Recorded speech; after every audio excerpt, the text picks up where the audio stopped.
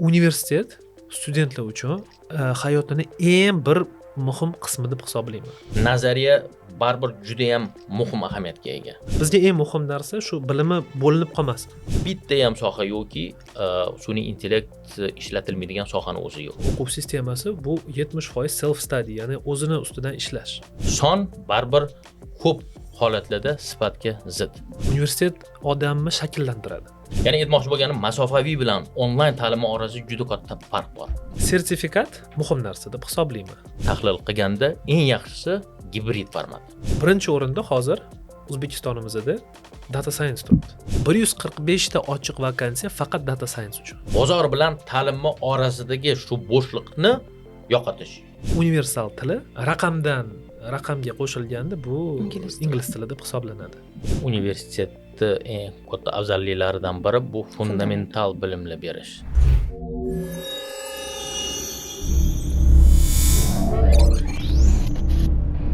Assalomu alaykum, siz bilan yana Fintech Gap podkastidamiz. Sababi bugun fintech sohasida ta'lim qanday o'zgarayotgani, kelajak mutaxassislaridan qanday ko'nikmalar talab etilayotgani va yoshlar raqamli moliya tez sur'atlarda rivojlanayotgan bir paytda qanday qilib karyera qurish mumkinligi haqida suhbat olib boramiz. Mehmonlarimiz esa Uzcard akademiyasi rahbari Tursunxo'jayev Farruh, xush kelibsiz, hamda IT Park universiteti rektori Bahodir Ayupov. Assalomu alaykum. Studiyamizga xush kelibsiz. Demak, birinchi savolim shundan iboratki, fintech sohasi uchun mutaxassislar tayyorlashda onlayn ta'limning qanday real afzalliklari bor va shu bilan birgalikda qanday cheklov tomonlari bor? Shu haqida gapirib o'tsangiz. O'zi onlayn ta'lim bizani bozor uchun, o'zi umuman O'zbekiston uchun hali ham yengillik hisoblanadi. Biz universitet sifatida juda ko'p savollarga duch kelamiz. Boshida ochilganimizda endi biz baribir O'zbekistonda birinchi onlayn universitet sifatida ochilganmiz. O'shanga mana shu podkast kabi intervyular orqali mana shu afzalliklarini, bir xil cheklovliklarini tushuntirib berish juda yaxshi biz uchun imkoniyat. Avvalambor, agar asosiy plus tomonlarini agar gapiradigan bo'lsak, onlayn ta'lim avvalambor bu masshtab, ya'ni miqyos katta afzalligi bor. Endi bu yerda ham ikki tomonlama qarasa bo'ladi-da. Ko'plar o'ylaydi, masalan, onlayn ta'lim bo'lgandan keyin, masalan, 1000 talab, 5000 talab, 10000 talab odamlarni, talabalarni, o'quvchilarni qamrab olsa bo'ladi. Bor, unaqa narsasi bor rostdan ham. Bunaqa afzalligi bor-u, lekin miqyos va miqdor, ya'ni talabalar soni sifatga ko'p hollarda zid. To'g'ri. Biz boshida ochilganimizda bizani hamkorlar, bizani muassislarimiz hattoki 1000 talab, 10000 talab odamlarni o'qitishga imkoniyatimiz bo'ladi degan taxmin qilishgan.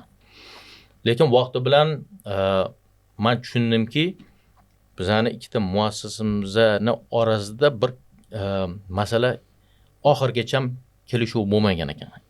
Ikkala muassisimiz birgalikda universitet ochamiz degan bir qarorga kelishgan, lekin ustuvorliklar masalasi bo'yicha bir qanaqadir kelishuvga kelishmagan ekan.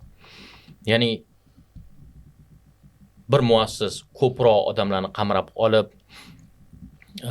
ko'proq yoshlarga mana shu oliy ta'lim eshiklarini ochib beramiz degan taxmin bo'lgan. Boshqa muassisamizda biz asosiy urg'uni ta'lim sifatiga beramiz deyishgan. Endi sifat deganda bu baribir kichkinaroq guruhlar degani. Chunki har bir darsda qancha kamroq odam bo'lsa, o'shancha ko'proq individual yondashuv imkoniyati bo'ladi. Ikkalasini teng olib borish qiyin demoqchisiz har doim. Juda ham qiyin. Bizda masalan onlayn ta'lim muassasalari bor. Masalan, chet eldan turib O'zbekistonga onlayn ta'limni taklif qiladigan universitetlar bor. Ularni ko'rganmiz, ularni klassik turlarini ko'rganmiz.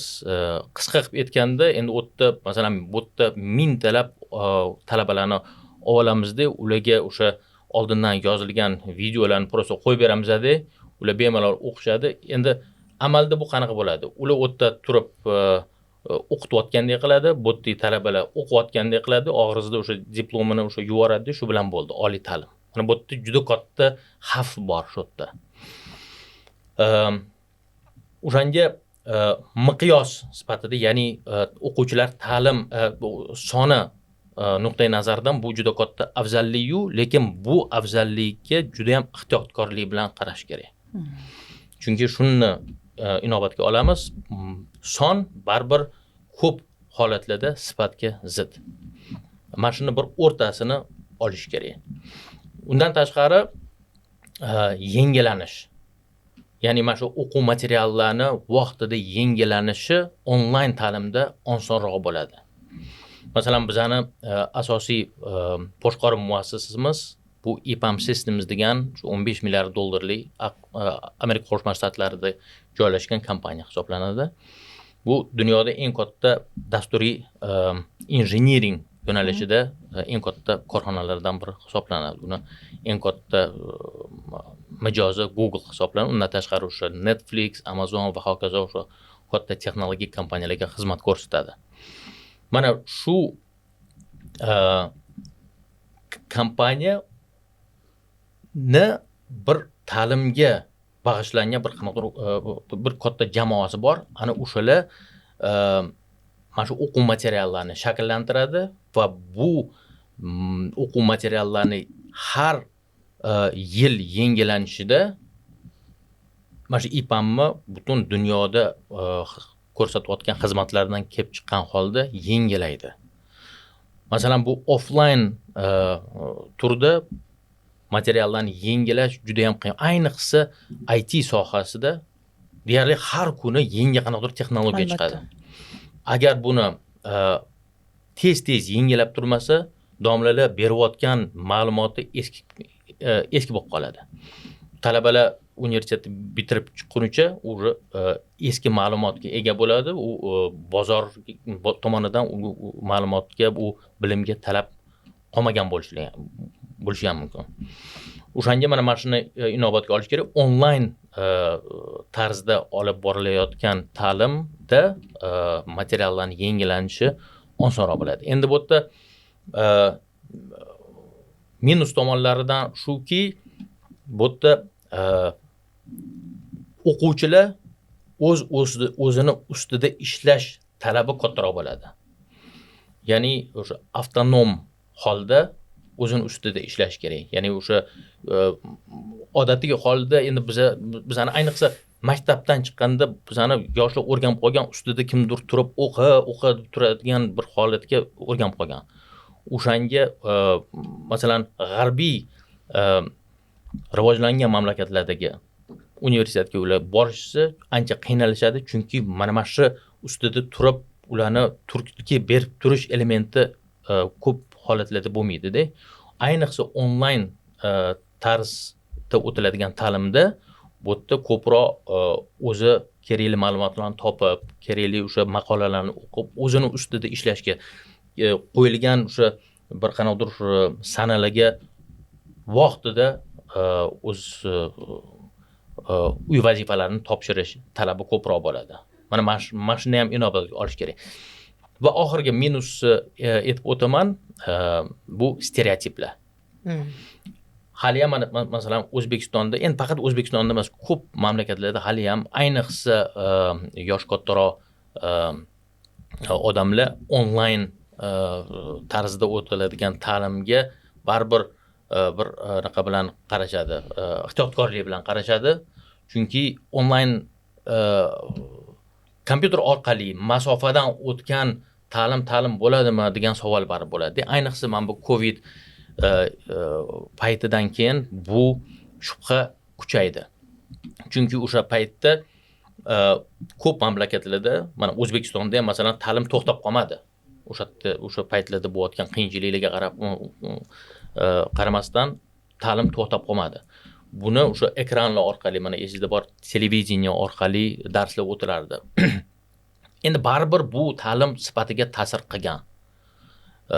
O'shanga endi baribir ko'p ota-onalarda mana shu fikr shakllanib qolganki, onlayn ta'lim shunaqa bo'lar ekan deb o'shanga bular hali ham onlaynga shubha bilan qarashadi. Vaholanki masalan bizning universitetimizda onlayn bilan masofaviy ta'limni orasida juda katta farqni belgilaganmiz. Masofaviy ta'lim deganda bu bor ma'lumotni, bor bilimlarni shunchaki ekran orqali juda katta son auditoriyaga yetkazib berish. Onlayn ta'lim deganda bu umuman boshqacha paradigma. Ya'ni bu yerda kerak bo'ladigan, ishlatiladigan ko'nikmalar ham boshqacha bo'ladi. Bu yerda onlayn instrumentlar bor. Ta'lim berayotgan, masalan, offline ta'limda ishlat bo'lmaydigan instrumentlar bor. Murakkabroq nisbatan demoqchisiz. Murakkab emas, bu yerda qulaylik taraflari ham ko'p-da. Qulaylik taraflari ham ko'p. Undan tashqari masalan ta'limga o'qitishga yondashuv ham boshqacha bo'ladi. Onlayn anaqada masalan loyihaviy yondashuv masalan bu yerda ishlatiladi. Masalan bizda o'rganib qolganimizda domla kelib birinchi o'rgatadi, undan keyin oxirisida vazifa beradi. Mana buni qildim. Masalan onlayn ta'limda bizning universitetda loyihaviy yondashuv degan tushuncha bor. Boshidan bitta vazifa beriladi. Talaba uni o'qib chiqib masalan umuman tushunmasligi mumkin, lekin keyingi leksiya seminarlar orqali ular o'sha tushunmagan tomonlarini borgan sari tushunib, oxirisida, ya'ni boshida vazifa berganda o'sha talabalarda bir qanaqadir vakuum shakllanadi va o'sha nuqtadan boshlab har bir beriladigan ma'lumotni bular chanqov bilan olib kerakli joyiga o'sha joylashtiradi. Ya'ni aytmoqchi bo'lganim, masofaviy bilan onlayn ta'lim orasida juda katta farq bor. Rahmat fikrlaringiz uchun. Farruh aka, siz qanaqa fikrdasiz? Balki bularga qo'shimcha fikringiz bordir, balki zid fikringiz bordir. Shu Bahodir akam aytgan ko'p gaplarga men qo'shilaman.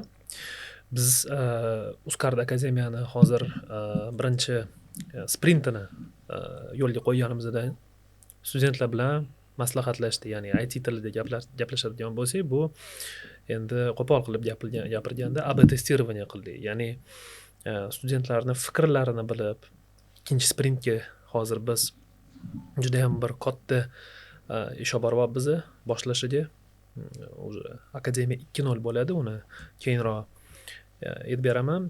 Lekin shu studentlar bilan gaplashganimizda sizlarga qanday ko'proq format to'g'ri keladi sizlarga, offlaynmi, onlaynmi deganimizda ko'proq studentlar ikkalasi ham bo'lsin deyishgan. Chunki har xil vaziyatlar bo'lar ekan. Har xil vaziyat deganimda bu bizda akademiyamizda hozir har xil studentlar o'qiydi. Bir xillari mana maktabni tugatadigan studentlar, ya'ni 11-sinf o'quvchilari. Bir xillari mana universitetda o'qishadi.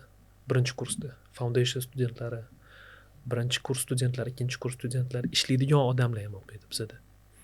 Va har xil shu odamlarni har xil vaziyatlari bo'ladi. Endi Xudo ko'rsatmasin, kimdir shamollab qolishi mumkin. Kimdir imtihoni bor. Kimdir endi kela olmadi. Kimdir viloyatda. Shunda biz akademiyani ikkinchi, ya'ni sprintida, akademiya 2.0 da biz albatta shu onlayn sifatda ham o'tadigan bo'ldik. Afzalliklarini aytganimizda birinchisi bu, ya'ni kurslarni moslashuv. Ya'ni hamma studentlarimizga bir tarzda beriladigan sifat. Ya'ni mana viloyatda bo'lib qoldi student, kelolmadi Toshkentga. Kimdir uydan o'qiyapti, kimdir ishxonasida. Lekin bir vaqt dars boshlanadi, hamma birgalikda kirib darsini o'ta oladi. Darsini o'ta olmagan vaziyatda ham shu darsini videosini saqlab, biz shu videosini jo'natamiz, darsini ko'rib chiqadi. Hammamiz bilamiz, endi Bahodir akamlar ham mendan ham yaxshi biladilar, bu British Education System, ya'ni Britaniya nima desam ekan, o'quv sistemasi bu 70% self study, ya'ni o'zini ustidan ishlash. Bu onlayn o'quv shu self studyni kuchaytiradi deb o'ylayman. Ya'ni studentlar o'zini ustidan ishlashni boshlashadi. Elementar narsalar, ya'ni darsga vaqtida kirish, kech qolmaslik. nima desam ekan, kiber gigiyena deb hisoblaymiz bu narsani. Ya'ni birinchidan ular messenger nimaligini bilishadi, korporativ messenger nimaligini bilishadi, o'rganishadi ular. Korporativ messenjerga kirib, akkauntlarni yaratib, darsga vaqtida kirib, o'qituvchini eshitishni boshlaganda endi bu ko'p momentlar onlayn o'qishda bo'lib turadi. Bahodir akamlar ham biladilar bu narsani. Dars boshlangandan kimdir mikrofon yoqish, o'chirish esdan chiqaradi. Bu narsalarni sekin ular o'rganib boshlashadi. Ya'ni bu studentlarni o'sha onlayn sifatida o'qiydigan studentlarni qanaqadir kelajak korporativ hayotiga bir tayyorlash yo'li deb hisoblayman men. Bu ikkinchisi. Birinchisi bu, ya'ni bir sifatda hammaga birgalikda ta'lim berish. Ikkinchisi bu studentlarni o'zini ustidan ishlaydi studentlarimiz. Shu bir katta afzalliklar deb hisoblayman. Bahodir akamlar hamma aytgan gaplarga qo'shilaman, chunki bu bor narsa. Tajribamga ham qaraganda bu haqiqatan ham bor gap. Cheklovlari bu yerda nima desam ekan, endi o'zimni tajribamga qaraydigan bo'lsam, onlayn agar o'qishni nima desam ekan kiritadigan bo'lsak, onlayn o'qishga kimdirdir offlayn ham bo'ladi-ku. Ya'ni ikkita sistemasi bo'ladi. Bizda nisbatan Uzcard akademiyada ikkita sistema bo'ladi. Onlayn ham, offlayn ham. Onlaynga endi o'zimni tajribamni aynan aytsam, tayyorgarchilik ko'proq deb hisoblayman. Ya'ni nima desam ekan, programmalarni kачественныйsini olish kerak. Litsenziyalashtirish kerak. Chunki studentlarni raqami ko'p bo'lishi mumkin. 20 ta student bo'lishi mumkin, 100 ta student bo'lishi mumkin, 150 ta student bo'lishi mumkin. Bu narsasi ham bor. Keyin studentlarga onlayn tarzda o'qiydigan studentlarga qanaqadir nima desam ekan, welcome session o'tish kerak, ya'ni o'rgatish kerak studentlarni. Qanaqa foydalanish kerak, qanaqa registratsiya qilish kerak. Onlayn o'quv kulturasini yetib berish kerak. Ya'ni nima demoqchiman? Tayyorgarchiligi ko'proq. Va shu tayyorgarchilikni o'rgatib berish uchun ham vaqt ketadi. Ya'ni offlayn o'quv boshlanganda mana studentlar yig'iladi, birinchi, ikkinchi kunlari o'qituvchi kiradi, ya'ni kurs lider kiradi. Yarim soat vaqt ajratib, hamma muhim informatsiyani studentlarga berib, bo'ldi, chiqib ketadi. Studentlar o'z-o'zini eplab olib, bir-biri bilan gaplashib, o'qishni boshlaverishadi.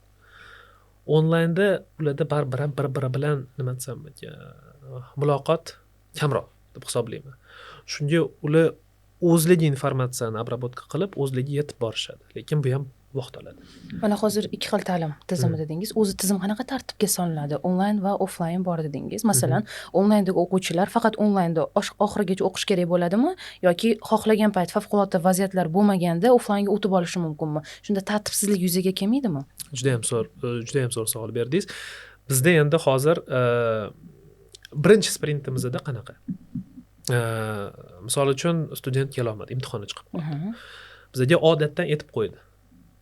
Kela olmayman, shunaqa vaziyatim bor deydi.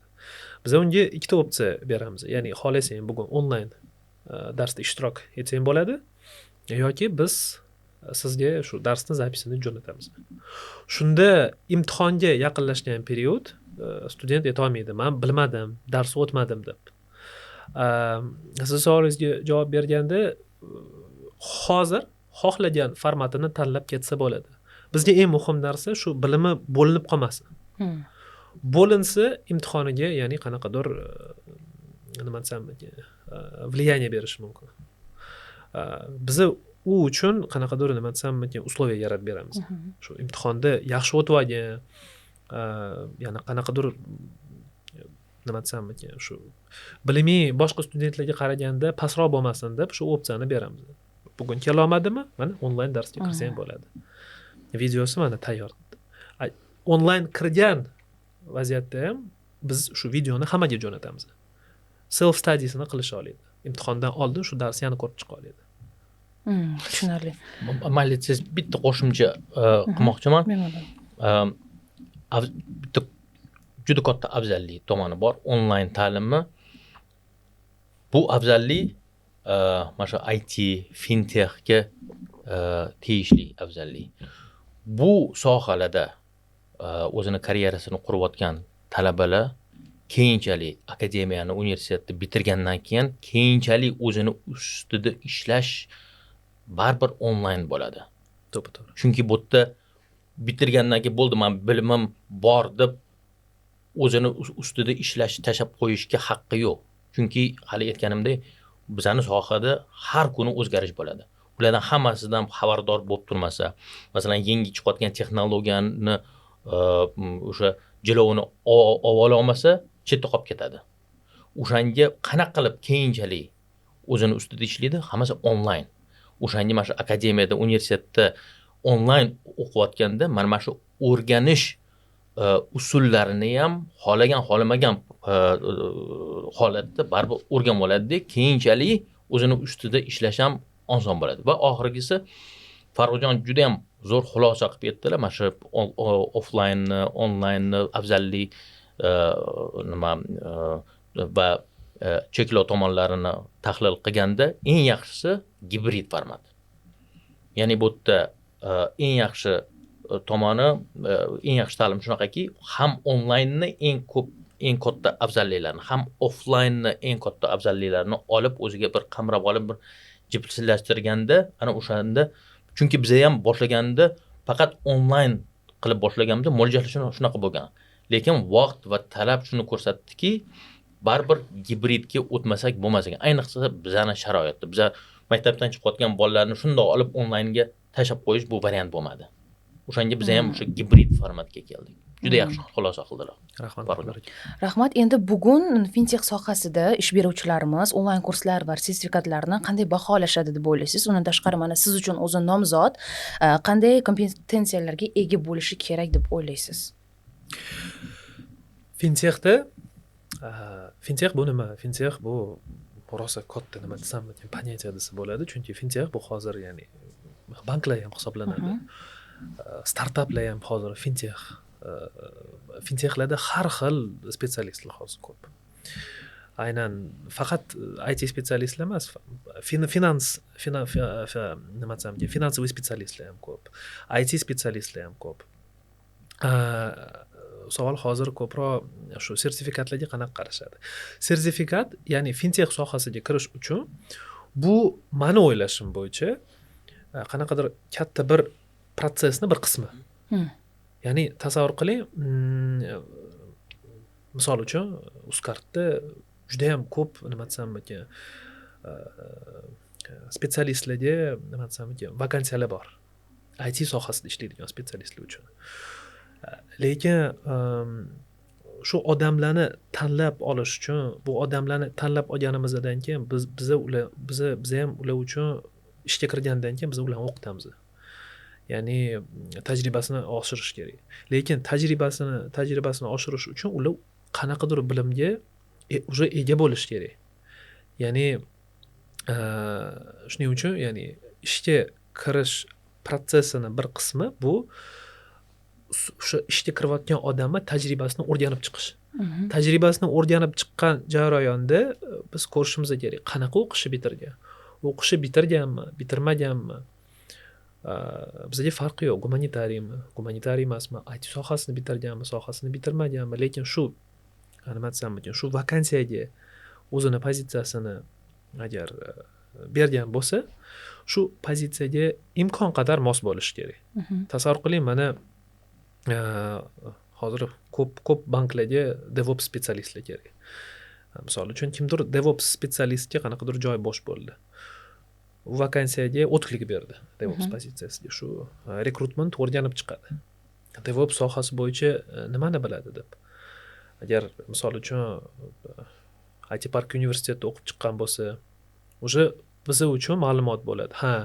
U bir qattim IT sohasida o'qib chiqqan o'zi. Ya'ni IT Park universitetida gapiradigan bo'lsa, ya'ni akademiyada o'qib chiqqan bo'lsa, akademiyada bizda DevOps kurslari bo'ladi.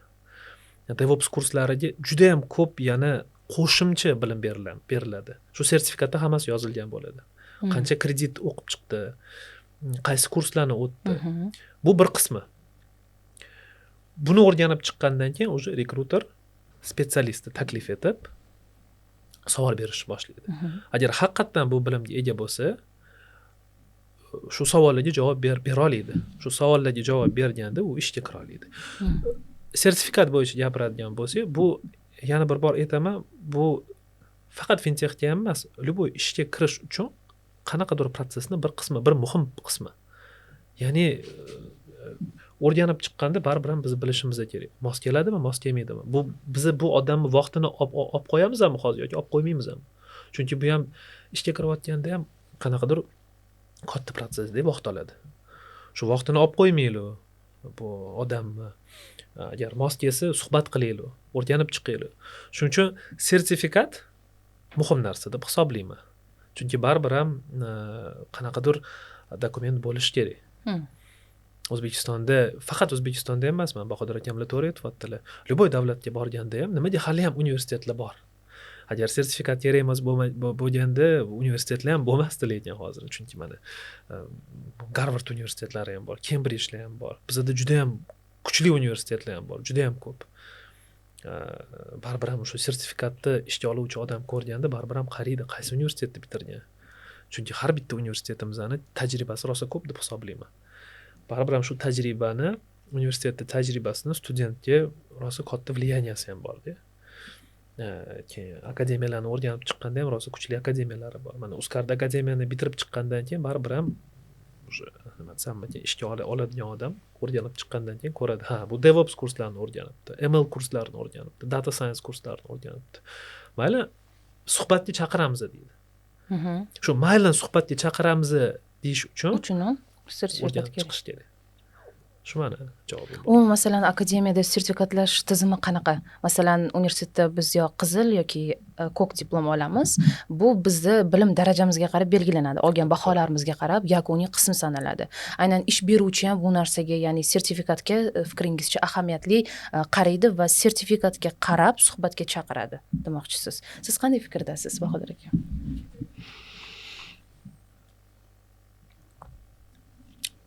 Tak, uzr. Shu bo'laylik. Hozir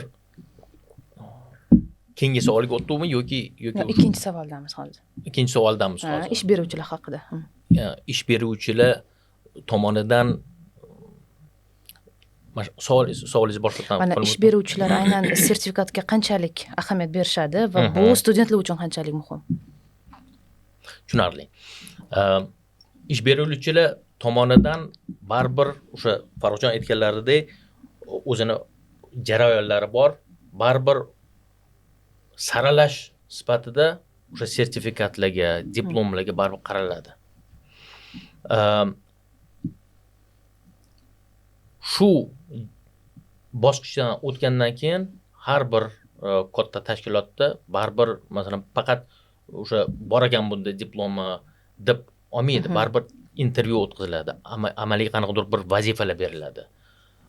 Oxir oqibatda baribir bilimiga, ko'nikmalariga qarab olinadi. Chunki bu hamma sertifikat va diplomlar muhimligi bilan birga agar masalan ko'nikmasi bo'lmasa, hozirgi bozorda masalan baribir u yaqqol ko'rinib qoladi.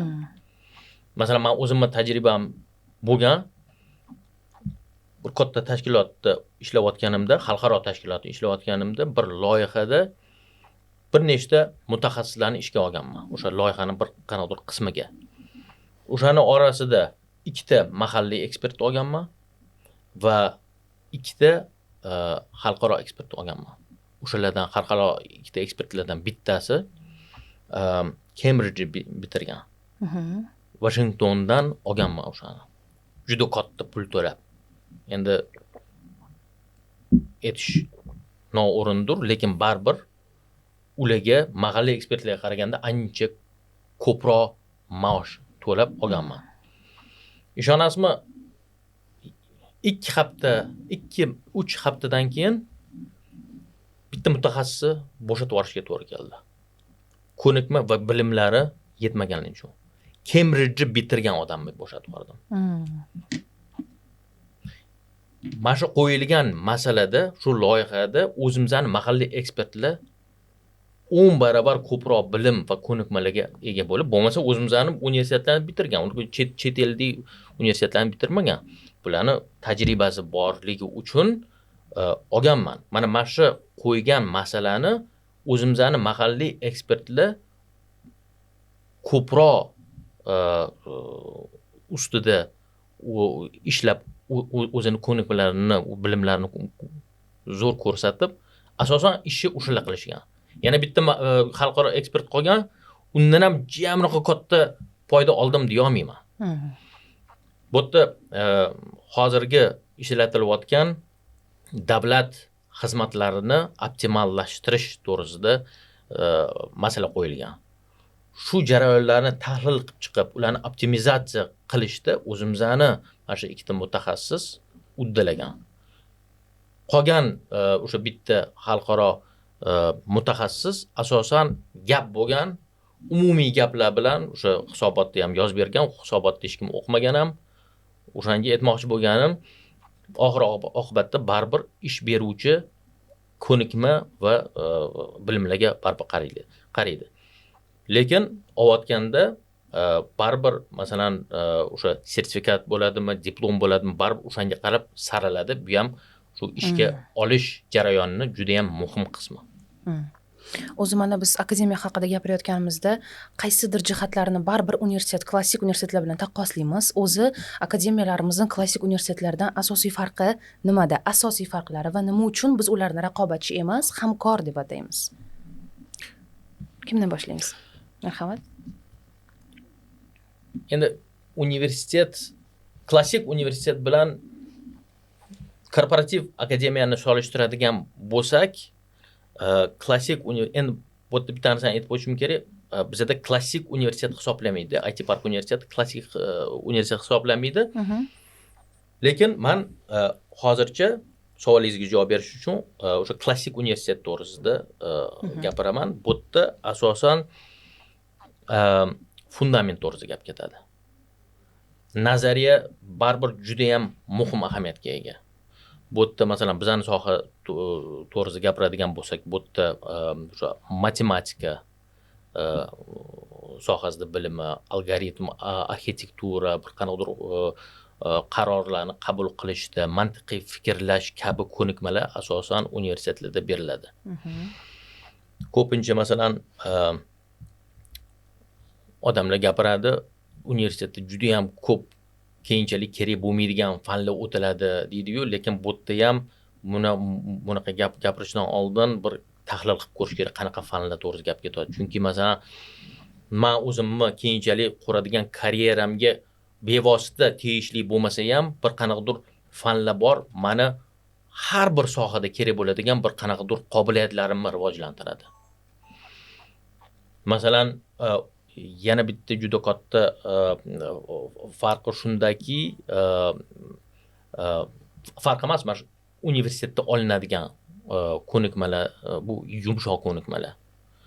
Ya'ni bu yerda o'z fikrini to'g'ri yetkazib berish, muloqot ko'nikmalari, katta auditoriya oldida bir qanaqadir taqdimot o'tkazish. Mana shular hammasi bu masalan bizning ko'p universitetlar hali ham bizning ko'p universitetlarda mana shu yumshoq soft skills deyiladi, yumshoq ko'nikmalarga hali ham yetarlicha ahamiyat berilmaydi. Men Westminster universitetida bir paytlar ishlayotganimda o'shanda ko'rganman, mana shu universitet mana shu yumshoq ko'nikmalarga alohida bir fan bag'ishlagan. Shu ko'nikmalar bo'yicha mana shu personal development deyiladi, ya'ni shaxsiy rivojlanish fani bo'lardi. Shu fanni keyinchalik boshqa tashkilotlarga o'tib ketganimda ham bir qanaqadir katta yig'ilishlarda, konferensiyalarda bir yosh yigit-qizlar chiqib qanaqadir taqdimot qilishardi boshqa tashkilotlardan. O'shatda o'zidan bilardim, shu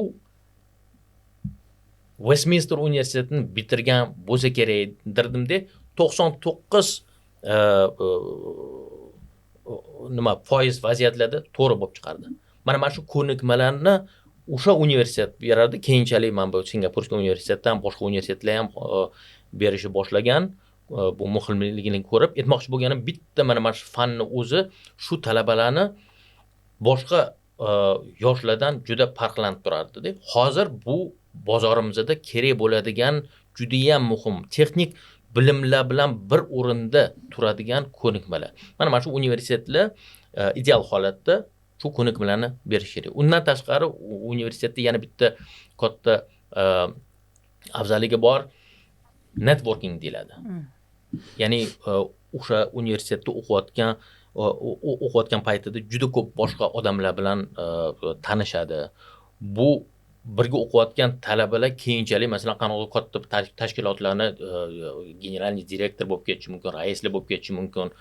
Birga o'qiganimizda keyinchalik qayerda o'qishidan, qayerda ishlashidan qat'iy nazar o'sha odamlarga bir gen direktor sifatida emas, mana kursdoshim sifatida chiqib o'zini ishini bitirib bu butun dunyoda amaldagi narsa, ya'ni networking o'sha juda ham muhim anaqada. Endi korporativ akademiya yoki IT Park universiteti holida masalan korporativ universitet to'g'risida gapiriladigan bo'lsa, bu yerda juda katta farq shundaki, bu yerda nazariya bo'yicha emas, aynan amaliyotchilar, amaliy ko'nikma va bilimlarga ega bo'lgan odamlar dars o'tadi. Nimaga masalan Uzcard o'zini korporativ akademiyasini ochdi? Chunki bu korxona o'z sohasida va o'zini mana shu korxonasida talabga ega bo'lgan odamlarni tayyorlashga qobiliyati bor, qurbi yetadi, resurslari bor va biladiki, mana shu o'zimizni akademiyada o'qitgan odamlarni biza umuman shubhasiz bemalol keyinchalik ishga olamiz. Ya'ni ular biladi nimani o'qitishi, talab nimaga borligini biladi va o'sha nima desa bo'ladi, milto'dan nima otgandek o'sha kerakli ko'nikma va bilimlarni beradi. Mana shu juda katta farq bor.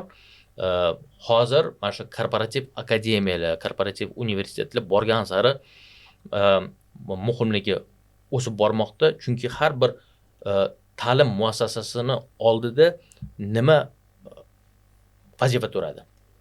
Bozor bilan ta'limni orasidagi shu bo'shliqni yo'qotish yoki ta'lim bilan bozorni bir-biriga yaqinlashtirish. Har bir universitet, har bir ta'lim muassasasini oldida turadigan masala bu. Endi masalan IPAM bizning muassasamiz 23 yil oldin bir mana shu kadrlar masalasi bo'yicha hafsalasi pir bo'lgan. Nimaga deydi? Bizni 4 yil universitetni bitirib chiqqan odamni olamizda ishga o'tkazib qo'yib, amaliyotchimizni oldiga o'tkazib qo'yib, yana shunga vaqt ketkazamiz, pul ketkazamiz. Universitetdan bitirib chiqqanidan keyin bizani amaliyotchilar baribir ularni o'rgatadi. To'g'ri. Deb nimaga bizni mana shu amaliyotchilar birinchi kursdan o'qita olmaydi deb mana shu IPAM o'zini ta'lim tizimini mana shu atrofida aniq qilib, o'zini universitetlarini mana shu konsepsiya atrofida qurgan. O'shanga masalan bizning universitetda domlalar dars bermaydi, IPAMni ishlab turgan xodimlar dars beradi. Xuddi mana shu qilib masalan Uzcard akademiyasida ham amaliyotchilar dars beradi. Ya'ni bu odamlar bitta qo'li loyihada, ishda, ikkinchi qo'li talabalarni o'rgatishda bo'ladi. Mana shu usul hozir butun dunyoda mana shu ta'lim sohasidagi qaysi mutaxassisdan so'ramasangiz, mana shu yondashuv eng yaxshi, hozirgi kunda ma'lum bo'lgan eng yaxshi yondashuv, mana shu ta'lim bilan bozorni bir-biriga eng yaqinlashtiradigan usul shu. Amaliyotchi dars berishi. Rahmat fikrlaringiz uchun. Farruh aka, siz qanaqa fikrdasiz bu borada? Bohadir akamlar rosa to'g'ri gap gapirdilar. Agar universitet bilan akademiyani farqini gapiradigan bo'lsak, universitet bu odamni eng bir muhim hayotidagi muhim qismidan biri deb hisoblayman. Bohadir akamlar to'g'ri aytibdilar. Universitetda faqat bilim emas, networking, gaplashish. Universitet odamni shakllantiradi. Farqi yo'q, qiz bolanimi, o'g'il bolanimi, odamni shakllantiradi. universitetda har xil bilimlar bo'ladi. Xotir akamlar to'g'ri aytyaptilar. Soft skills kiritiladi. Hard skills bo'lib, bu qanaqadir o'zi tanlagan predmetlarni o'qishadi. Lekin universitetda ko'proq meni tushunishim bo'yicha, mana bakalavr agar gapiradigan bo'lsak, qanaqadir konkret universitetda emas, просто universitetda agar oladigan bo'lsak, shu bakalavrda ko'proq ular studentlar birinchidan shakllantirilib, asosiy bilimlarga ega bo'lishadi. O'zini sohasini tanladimi, shu sohasi bo'yicha qanaqadir asosiy bilimlarga ega bo'lib, shu networkingini kuchaytirib, keyin o'sha ishga kirishadi. Shu Bahodir akamlar to'g'ri aytyaptilar, shu universitetdan chiqib ishga kirgan odam yana o'qish kerak. Chunki ishdagi ishlayotgan joyidagi bilim va universitetdan olgan bilimi bu har xil bilim deb hisoblayman. Praktikaga oladigan bilimiga ham vaqt ketadi yani. 2 oy ketishi mumkin, 3 oy ketishi mumkin. Chunki universitetdan kelib ishga kirgan odam baribir ham adaptatsiya periodi bor. Adaptatsiya qiladi, tanishish kerak, ishga kirishib ketish kerak. O'sha sohasini universitetdan o'tgan narsasidagi bilimlarni Bahodir akamlar ham to'g'ri aytdilar, eskirishib qolishi mumkin-da universitetda. Bu universitetda ayb emas. Chunki har kun IT sohasida har kun yangi narsalar yaratiladi. Shunga ishga kirgandan keyin baribir ham vaqt ketib qoladi. Yana o'qish bo'ladi. Uzcard akademiyasini gapiradigan bo'lsak, bizda ham xuddi shunaqa vaziyat. Biz ham nafaqat Uzcardga ya'ni bu aytganda butun bizani O'zbekistondagi har xil kompaniyalar uchun tayyor qanaqadir specialistlarni tayyorgarlik, kuchli bir tayyorgarlik qilmoqchimiz. Chunki bizni Uzcard akademiyasida bizda ishlaydigan mutaxassislar rosa katta tajribaga ega bo'lgan specialistlar dars beradi. Mana yaqinda vaziyat. Produkt bo'yicha dars bo'ldi. Ya'ni fintech sohasida produkt qanaqa yaratiladi? Ya'ni bu temasi bo'ldi. Birinchidan o'qituvchimizni akademiyada endi qanaqa bizda nima degan universitet bu juda ham katta bir mashina bo'lsa, akademiya kichikroq bo'lganda programmalarni o'zgartirish, qanaqadir endi qo'pol qilib gapirganda o'zboshimchalik narsalar, yaxshi fikrda gapirganda bizga osonroq beriladi. Shu dars boshlandi, o'qituvchi so'radi, qaysi tilda o'tamiz deb so'rayapti studentlar. Kimdir aytyapti rus tili, kimdir aytyapti o'zbek tili. Ingliz tilida o'tamizmi deb so'radi. Hamma ha dedi. Shu ingliz tilida shu produkt bo'yicha dars o'tdilar. Birinchida studentlarni nima desam ekan, konsentratsiyasi oshdi. Ikkinchidan shu produkt qanaqa fintechda yaratilishini o'rganishdi. Kimda student aytyaptilar, ular как раз shu IT sohasida ham o'qib, ham ishlaydilar. 1 yil уже ishlayaptilar. Lekin boshqa produkt bo'yicha. U aytyaptilarki, biz universitetda o'qigan shu produkt bo'yicha вообще boshqa bilim olganmiz deyapti. Hozir siz aytib bergan, ya'ni produkt roadmap'i ideyadan finalizatsiyasigacha вообще boshqa anaqa. Nima desam ekan bilim. Akademiyada biz shunaqa bilim beramiz. Mana men bilaman, IT Park universitetida ham xuddi shunaqa podxod. Ular va biz informatsiyani kuzatib borish qanaqadir protsessi bizda tezroq deb hisoblayman akademiyada aynan. Ya'ni chunki ishlayotgan mutaxassislar ular yaxshiroq biladi-ku. O'ta o'qituvchilar yomon deyishmas. Kimgadir informatsiya tezroq keladi, chunki shu sohada ishlab turibdi odam.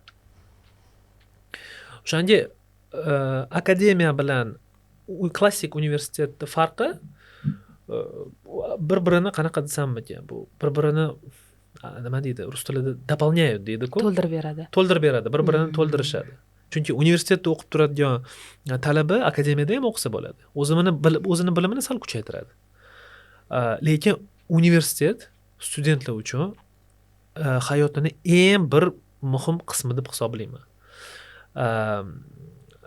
Akademiyada bizni bilimini kuchaytirib, nafaqat o'zimiz uchun, ya'ni Uzcard uchun, lekin O'zbekistonimizdagi ancha bir kompaniyalar uchun bizni, ya'ni shu bilimini berib tayyorlaymiz shu spesialistlarni. O'zi umuman balki xato bo'lar universitet bilan akademiyani solishtirish, chunki mana o'zim ham talaba bo'lganman, klassik universitetni bitirib va talaba o'zi talaba bo'lguncha universitet u uchun juda ham katta narsalarni bera oladigandek maqsad qiladi, orzu qiladi, kiradi va bitirgandan so'ng hozirgi kunda juda ham ko'p talabalarimiz universitetlar borasida negativ fikrlarni bildirishadi. Ya'ni ko'p bilim ola olmadim, 4 yil o'qidim, umrim ketdi, shu kabi tanqidiy fikrlarni bildirishadi. Endi siz yuqorida Bahodir aka aytdingiz, o'zi umuman sifatga qarasak son bo'lmaydi, songa qarasak sifatga to'g'ri kelmaydi dedingiz. Menimcha akademiyani ham ko'pchilik universitetdan keyin akademiyada o'qishi, boshqa joylardan terilib o'qishi bu aynan sifatga e'tibor qaratilganidan menimcha dalolat bo'lsa kerak. Chunki siz aytdingiz, to'ldirib beradi deb. Ya'ni universitetda olgan bilimlari agar o'ziga yetarli bo'lmaganda akademiyada o'qishni davom ettirishi mumkin yoki universitetga kira olmagan taqdirda ham akademiyada o'qib birlamchi yoki bitta soha bo'yicha to'liq bilimga ega bo'lishi mumkin. Shunaqa xulosa bersak bo'ladimi? Men savolingizni bir qismiga javob bera olmayman. Akademiya bilan universitet o'sha hamkorligi to'g'risida yoki raqibligi to'g'risida. Farjon juda to'g'ri aytdilar. Uzcard akademiyasi masalan o'sha o'zini sohasi bo'yicha ishlab turgan, talabga ega bo'lgan o'sha ma'lumotlarni va bilimlarni beradi. Bu yerda akademiya bilan universitetni qanaqa ko'rsa bo'ladi? Mana bizning universitet bu IT universitet. IT sohasida beriladigan bilimlar har qanday yo'nalishda ishlasa bo'ladi. Doktor bo'ladimi? Masalan, qurilish sohasida o'zini karyerasini qurmoqchimi yoki masalan soliq bo'ladimi? Qaysi sohani tanlamasin, baribir shu universitetda olayotgan bilimlari hammasi to'g'ri keladi. Talabga ega har birini. Bitta ham soha yoki IT bilimlari kerak bo'lmaydigan sohani o'zi qolmagan. Xuddi mana shunaqa qilib hozir mana sun'iy intellekt bir yonib turgan bir tendensiyalardan bir hisoblanadi. Bu to'g'risida ham xuddi shunaqasi bo'ladi. Bitta ham soha yoki sun'iy intellekt ishlatilmaydigan sohani o'zi yo'q. Ya'ni IT har bir sohani bir qizil liniya, qizil ip kabi kesib o'tadi. Uzcard akademiyasi mana shu universitetdan chiqqan yoki masalan birgalikda ishlab turgan holda bizani IT bilimlarini olayotgan talabalarni именно aynan fintech yo'nalishida kuchaytiradi. Ya'ni mana shu anaqasini urg'uni mashaqqa berib shu ITni masalan bir Tashmi akademiyasi bo'ladimi yoki boshqa aniq bo'lganda xuddi mana shu qilib ular IT mutaxassislarini shu sohaga kuchaytirib ularni nyuanslarini baribir chunki baribir mana shu bank sohasini, mana shu fintech sohasini masalan Uzcard ishlab turgan amaliyotchilardan kim yana yaxshiroq bo'la oladi. Shu odamlar mana shu IT fundamenti bor, IT bilimlari bor talabalarni olib yoki keyin yoki shu o'qish davomida birgalikda hamkorlikda mana shu fintech yo'nalishiga to'g'rilab tayyorlaydi. Mana shunaqa hamkorlikni biz universitet bilan Uzcard akademiyasi orasida ko'ramiz. Rahmat. Farxo aka, navbatdagi savolim sizga bo'ladi. Siz ta'lim dasturlarini qanday ma'lumotlar asosida shakllantirasiz? Bozor talablari va vakansiyalar yoki fintech kompaniyalarining ichki ehtiyojlarimi? Zo'r savol bo'ldi. Biz akademiyani shu ikkinchi akademiya 2.0 deb nomlaymiz. Uni nima desam ekan, programmasi hozirgi paytda yaratilib kelyapti. Shu programmasini yaratishdan oldin biz jamoamiz bilan o'tirib maslahatlashdik. Ya'ni qanaqa bu programmasi yaratiladi. Programmani yaratish o'zi nima desam ekan, bu bilan yashamasangiz programmani yaratish oson. Nimani hozir o'rganishyapti IT sohasida? Buni. Mana shu narsalarni o'rgatamiz. Bizga bu narsa kerak emas. Bizga eng muhimi birinchidan bilish, haqiqatan hozir odamlar nimani o'rgangisi kelyapti bozorga nisbatan. Mana hozir bozorda nima bor? IT vakansiyalar rosa ko'p. Lekin biza akademiyada hamma vakansiyalarni olib, hamma sohani o'rgatishga vaqtimiz qolmaydi. Shuning uchun biz jamoamiz bilan bir nima desam ekan, xulosaga keldik. Nima xulosa? Biz akademiyamizning strategiyasini faqat nima desam ekan, endi ingliz tilida database qilamiz. Ya'ni данныйlarni yig'ib, odamlarning fikrini bilib, AB testirование qilib, shundan keyin, ya'ni данныйlarga qarab shu programma yaratiladi. Qanaqa qildik birinchida? Shu yana baribir ham shu networking keladi. Shu Bahodir akamlar rosa to'g'ri aytdilar. Xudoga shukr, networkingim yaxshi. LinkedInlar ham bor. Biz rosa bir katta nima desam, опросник o'zbek tilida juda ham ko'p bir qanaqadir savollar yaratdik. IT sohasiga nisbatan. Shu savollardan biri studentlarga savol bo'ldi. Mana savolda, ya'ni shu pastdagi nima desam ekan, sohalardan siz qaysi sohani tanlardingiz deb sohasi bor. Shu bir spiskada razработчиклар ham bor. Tizim yaratuvchilar. DevOps spetsialistlari ham bor edi. Data science spetsialistlari ham bor edi va hokazo. Keyin shu savollar bizda juda ko'p bo'ldi. Shu savollarni jamoa bilan bir LinkedInda joylashtirib, universitetlarga yubordik. Universitetlar studentlar ham o'rganib chiqsin deb, bu savollarga javob berishsin deb. Bizga farqi bo'lmadi. Nechinchi kurs studentlar. Maktablarga ham yubordik biz. Bu yerda IT Park universiteti ham bizga katta bir yordam berishdi. Biz taxminan 600 ta javob yig'dik. Ya'ni bu biz 600 ta javob biz uchun bu, ya'ni juda ham bir katta fokus gruppa deb hisobladik biz. Savollar rosa ko'p bo'lgan bizda. 30 savoldan oshiq. Bu keyin nima desam, data science ishlatib biz dashbordlar yasadik. Keyin ko'rdik kim qanaqa sohani tanlagani. Birinchi o'rinda hozir O'zbekistonimizda data science turibdi. Data science ham nima desam ekan, anaqasi ingliz tilida range yana katta. Data science ga ML ham kiradi, machine learning, artificial intelligence ham kiradi. Uni ham bilishimiz kerak. Qaysi sohaga ko'proq biz ahamiyat berishimiz kerak. Ikkinchi o'rinda kiber xavfsizlik turibdi. Nimaga? Chunki O'zbekistonimizda hozir fintech rosa kuchli rivojlanyapti. Shu fintech rivojlanishi bilan kiber xavfsizlik ham oshadi. Shunga ko'p odamlar, ya'ni talabalar kiber xavfsizligiga ko'p ahamiyat berishyapti.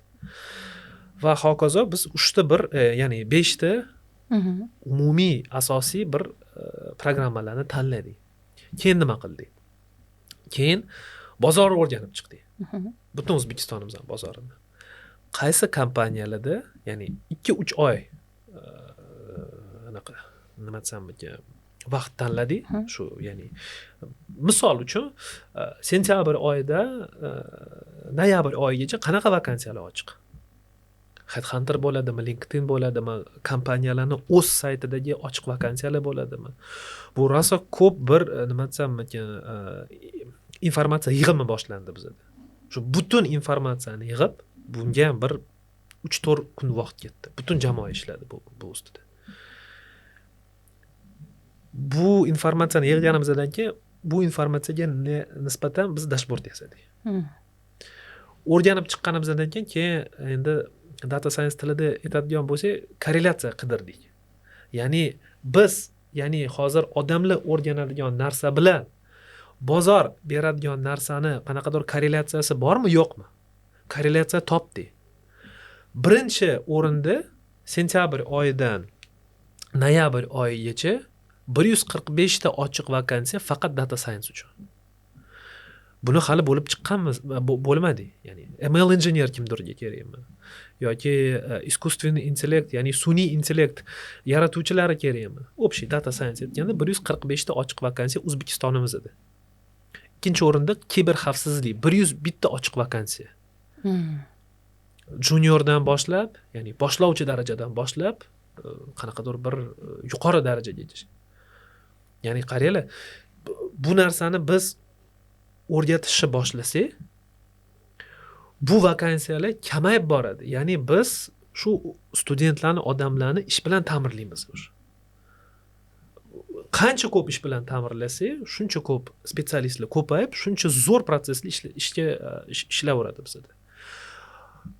Sizning savolingizga javob berganda, biz akademiyani programmasini odamlarni eshitib, ehtiyojlarini o'rganib, xohishlarini o'rganib va bozorni o'rganib, qanaqadir filtr qilib, shu hozirgi vaqtda O'zbekistonimizga tegishli, nafaqat O'zbekistonga va nima desam mumkin, dunyoga qarab shu akademiyani, strategiyani yaratishga harakat qilyapmiz hozir. Shu protsesga qancha vaqt ketdi?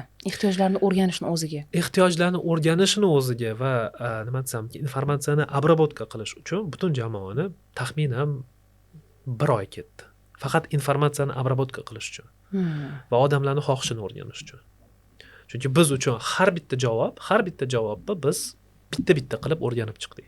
Kim buni javob berdi? Bu student 2-3 marta javob bermaganmi? 1 marta javob berdimi?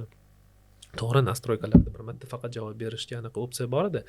Baribir ham hammasini o'rganib chiqdik. Shu faqat bir nima desam mumkin, informatsiyani o'rganib обработка qilish uchun 1 oy ketdi. Lekin akademiyani, strategiyani baribir любой nima desam mumkin, o'quv strategiyani yaratish uchun rosa ko'p vaqt ketadi. Agar haqiqatan ham buni kачествосini, sifatini yuqori daraja qilmoqchi bo'lsangiz, buni ancha vaqt ketadi shakllantirish. Chunki meni ham bilaman, endi noto'g'ri o'ylamaylik, men IT Park universitetida programmasini yaxshi bilaman. Shu programmalarini yaratish uchun ularda juda ham ko'p vaqt ketgan. Shuning uchun daraja, ya'ni bilim beradigan daraja ham yuqori. Qancha ko'p tayyorgarchilik uchun vaqt ajratsangiz, shuncha anaqa bilim nima desam ekan, beradigan daraja ham oshib ketadi. Endi qadri ham oshib ketadi. Qadri ham oshadi, to'g'ri. Rahmat fikrlaringiz uchun. Bahodir aka, navbatdagi savolim sizga bo'ladi. Universitet o'quv fanlari o'zi qanday shakllantiriladi va nima uchun fundamental bilimlar fintech sohasida o'sish uchun juda ham muhim deb hisoblaysiz yoki bunaqa hisoblamaysiz? Hisoblayman albatta. O'sha yuqorida aytganimdek, universitetni eng katta afzalliklaridan biri bu fundamental bilimlar berish. Ya'ni bu degani, nimaga bu fan menga kerak deb oldindan xulosa bermaslik kerak. Fundament ana shunda bo'ladi. Fundament kerak bo'ladi, universitetlarda fundament beriladi, qaysi sohada rivojlanishidan qat'iy nazar kerak bo'ladigan bu bilimlar. O'shanga ham fundamental deyiladi. Bu matematika masalan. IT ni qaysi sohasida ishlatmasin, baribir matematika kerak. Algoritm fikrlash, tanqidiy fikrlash, mantiqiy fikrlash har bir sohada kerak bo'ladigan narsa. Mana shu arxitektura, mana shu tizimli, strukturaviy bir tahlil qilish, mana shular hammasi fundamental bilimlarga kiradi. IT ni qaysi sohada ishlatishidan qat'iy nazar bu bilimlar kerak bo'ladigan. Va mana hozir masu mana oxirgi 2-3 yillik ichida yana bitta fundamental bilim qo'shildi, bu sun'iy intellekt. Sun'iy intellekt hozir masalan bizning universitetda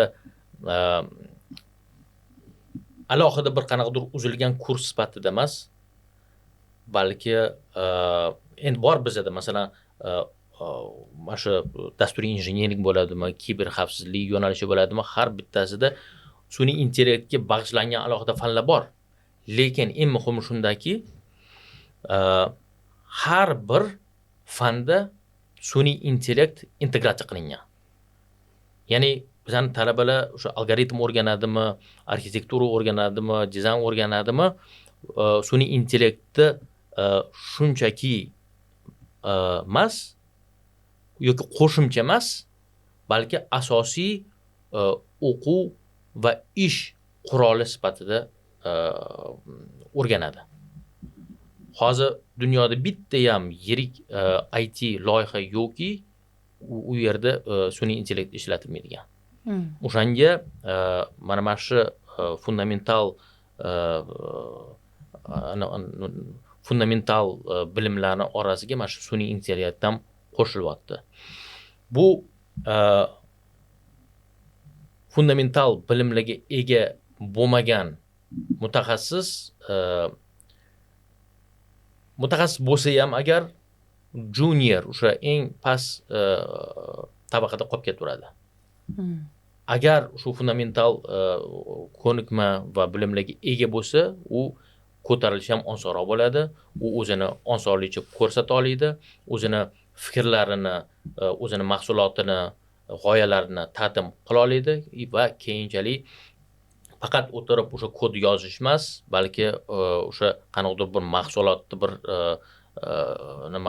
direktori bo'la oladi. Bir qanaqadir loyihani boshqaruvga javob bera oladigan mutaxassis bo'la oladi. Ya'ni keyinchalik o'sib rivojlanishiga, karyera bo'yicha rivojlanishiga kerak bo'ladigan narsa.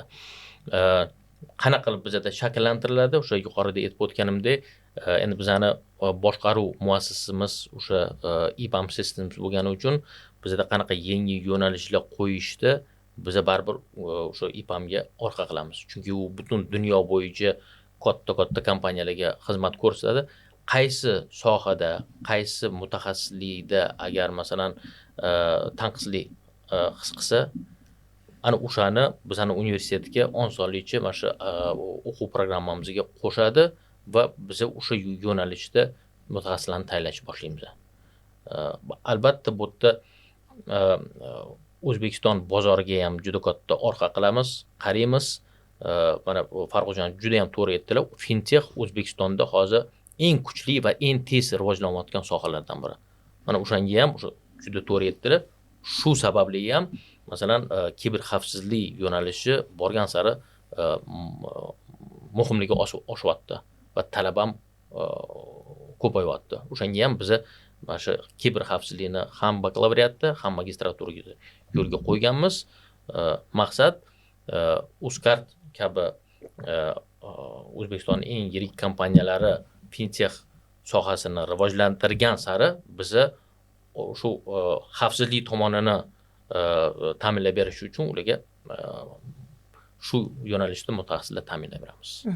Endi mana o'zingiz bevosita talabalar bilan muloqot qilasiz har doim o'quvchilar bilan va shu jarayonda dars jarayonida masalan dastur mavzusidan chetga chiqish holati bo'lishi mumkin yoki talabalar tomonidan takliflar berilgan bo'lishi mumkin. Keling, bugun bu mavzuni buni o'taylik deb shoshilayotgan bo'lishi mumkin. Shunday vaziyatlarda dasturga o'zgartirish kiritiladimi? O'zi umuman dastur 1 yil oldin aniq reja asosida tayyorlab qo'yiladimi yoki talabalarning so'rovlari asosida tayyorlanadimi har doim?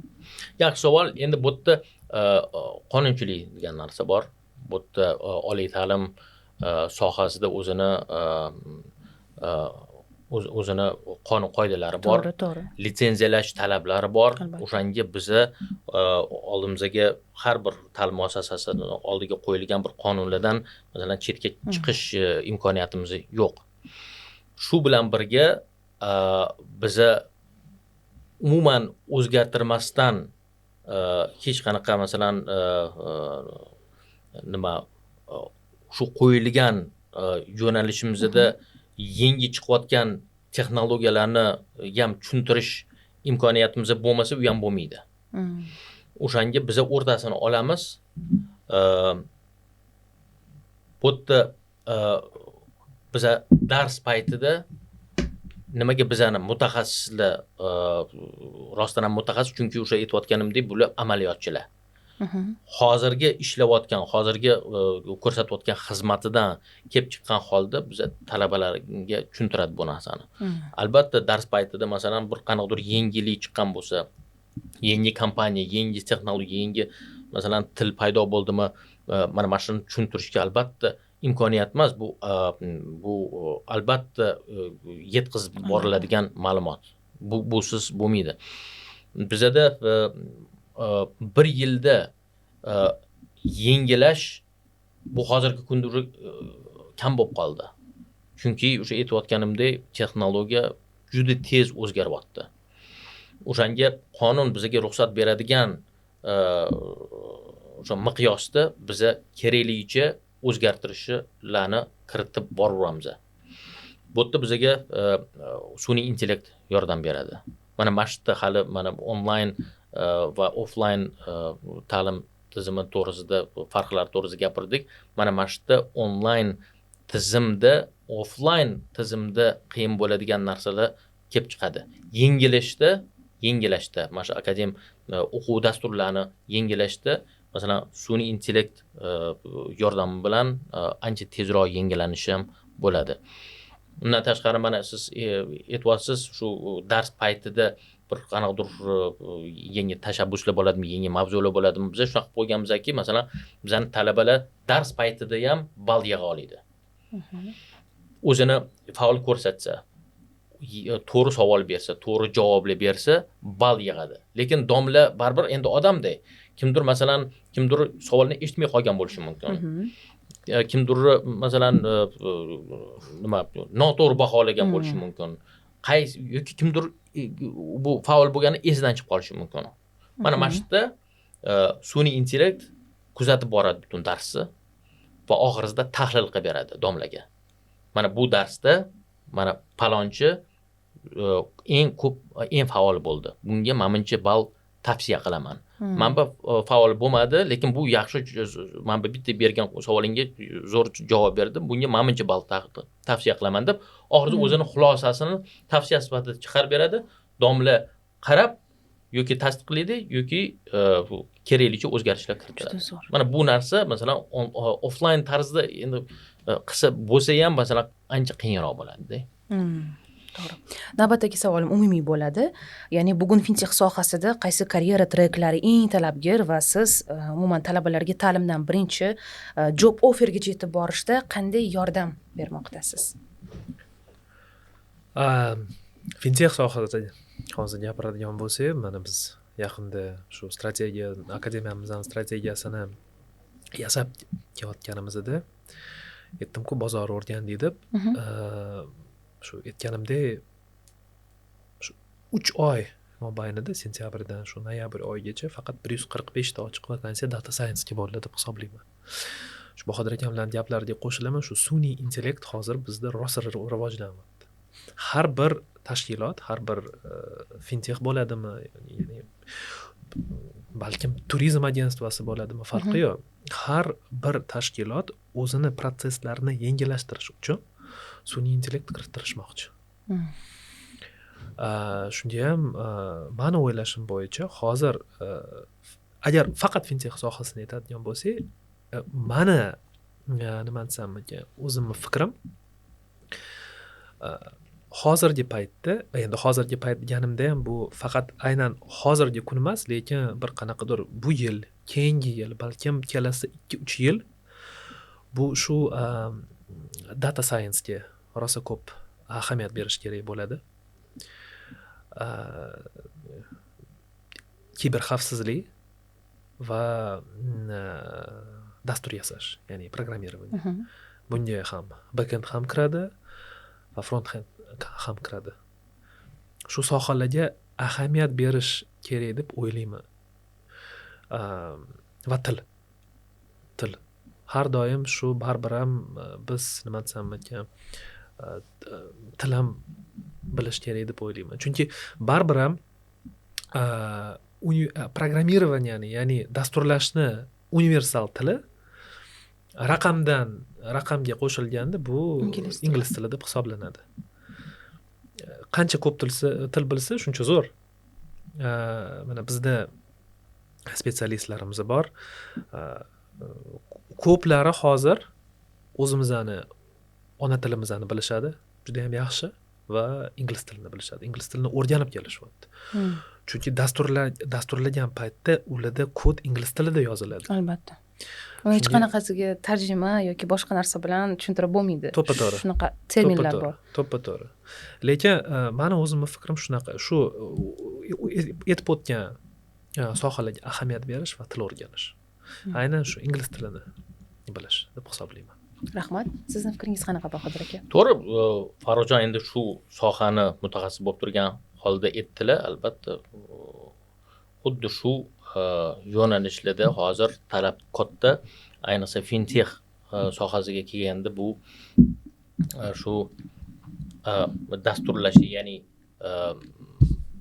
ishlab chiqarishda bu o'sha backend bo'ladimi, frontend bo'ladimi, integratsiya, xavfsizlik, agar masalan data and analytics anaqasi bor, ya'ni o'sha ma'lumotlar bazasini tahlil qilish yo'nalishini oladigan bo'lsak, bu yerda o'sha anti fraud, mana bu scoring, mana shu sun'iy intellekt uskunalaridan foydalanish treklari juda muhim ahamiyatga ega.